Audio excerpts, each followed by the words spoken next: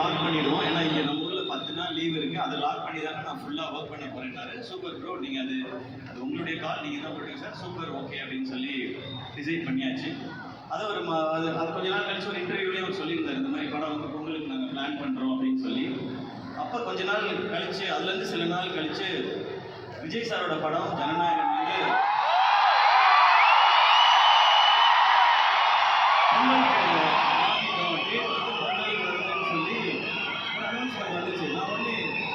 வந்து பொங்கலுக்கு வருது அப்படின்னு சொல்லிட்டு நான் டக்குன்னு ஆகாஷ் ப்ரோ கால் அடித்தேன். ப்ரோ இந்த மாதிரி அனௌன்ஸ்மெண்ட் பார்த்தீங்களா? ஆமாண்ணே, அவங்க வந்து சேஞ்ச் பண்ணியிருக்காங்க அப்படின்னு சொன்னாங்க.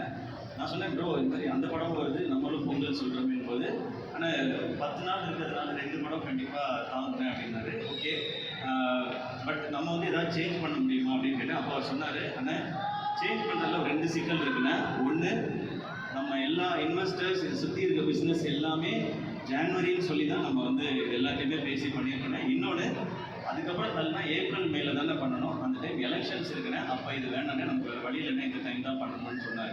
அப்போ பணம் போடுற அவங்க வந்து ஒரு பிஸ்னஸ் எல்லார்ட்டையும் பேசி ஒரு டெசிஷன் எடுத்து ஓகே இது பண்ணுறான்னு சொன்னாங்க. சரி ஓகே, இதை நான் கேட்டேன். ஓகே ப்ரோ, ஏன்னா அது கரெக்டான இதாகவும் இருந்துச்சு. படம் அவங்க எப்படி கரெக்டாக கொஷன் பண்ண நினைக்கிறாங்களோ அதை கரெக்டாக நம்ம ஏற்றுக்கிறது தான் நம்ம ஒரு ஆர்டிஸ்டாக நம்மளோட வேலை. இப்போ நான் என்ன பண்ணேன், ஓகே ஆனால் இது கரெக்டாக கம்யூனிகேட் மட்டும் பண்ணிடணும்னு சொல்லிட்டு நான் ஜெகதீஷை ஃபோன் அடித்தேன். ப்ரோ, ஜெகதீஷ் எல்லாருமே தெரியும், விஜய் சாரோட